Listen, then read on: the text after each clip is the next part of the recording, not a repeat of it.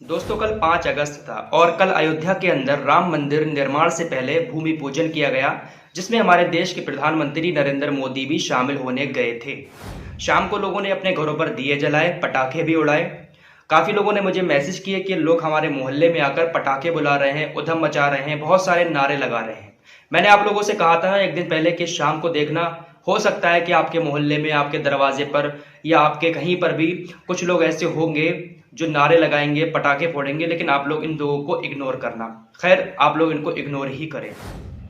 हमारे देश में सारे लोग एक से नहीं हैं, कुछ लोग समझदार भी हैं जिन्होंने अपने घरों पर आराम से दिए जलाए, खुशी मनाई, लेकिन ये जो लोग उधम मचाने वाले हैं ये सिर्फ नफरत फैलाना जानते हैं। खैर, इनको इग्नोर करो। कल 5 अगस्त को भूमि पूजन के अलावा हमारे देश में और क्या क्या हुआ, किसने किस तरीके की राजनीति की, किसने क्या कहा, योगी जी ने भी एक बयान दिया है बाबरी मस्जिद को लेकर, इन सब बातों पर चर्चा करेंगे। बहुत आम भाषा में आपको समझाने की कोशिश करते हैं।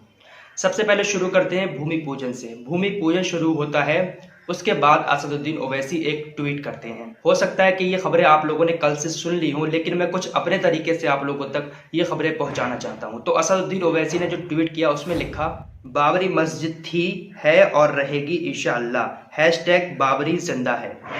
ये हैशटैग जो लगाया उन्होंने, बाबरी जिंदा है, ये कल ट्विटर पर सेकंड नंबर पर ट्रेंड करता रहा कल पूरा दिन। हैशटैग बाबरी जिंदा है।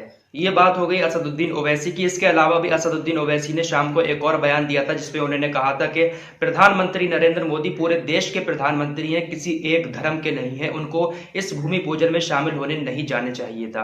बहुत सारी बातें उन्होंने शाम को भी कही। दोस्तों, अब चलते हैं बाबरी मस्जिद की केस की तरफ। आप सभी को मालूम है कि काफी सालों से हमारे देश के अंदर ये केस चल रहा है, कभी हाई कोर्ट, कभी सुप्रीम कोर्ट, कभी कहीं। ये केस चलते चलते आखिरकार सुप्रीम कोर्ट के जज रंजन गोगोई ने इसका फैसला राम मंदिर के पक्ष में कर दिया। जिस जगह पर बाबरी मस्जिद बनी हुई थी वहां पर अब राम मंदिर का निर्माण किया जाएगा। और काफी जद्दोजहद करने के बाद all India Muslim personal law board इस केस को हार जाता है और फैसला राम मंदिर के पक्ष में चला जाता है। All India Muslim personal law board के केस हारने के बाद कुवैत के एक लॉयर हैं, उन्होंने एक आवाज उठाई, एक ट्वीट किया।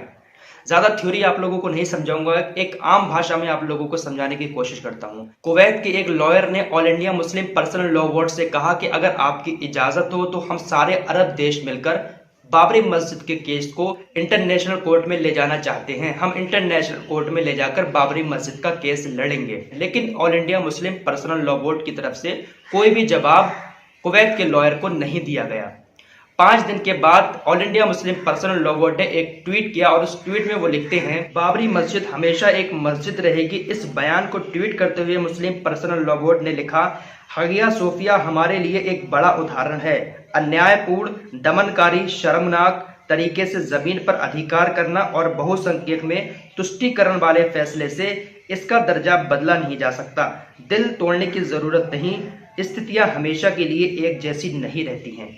उन्होंने हगिया सोफिया, जो तुर्की के अंदर एक मस्जिद बनी है, जो पहले म्यूजियम में तब्दील हो चुकी थी, उसको मस्जिद अब बनाया गया है काफी सालों के बाद। तो उन्होंने उस मस्जिद का उदाहरण दिया कि हमेशा स्थिति एक जैसी नहीं रहती है। All India Muslim personal law board ने कहा कि वहां पर बाबरी मस्जिद थी और बाबरी मस्जिद ही रहेगी।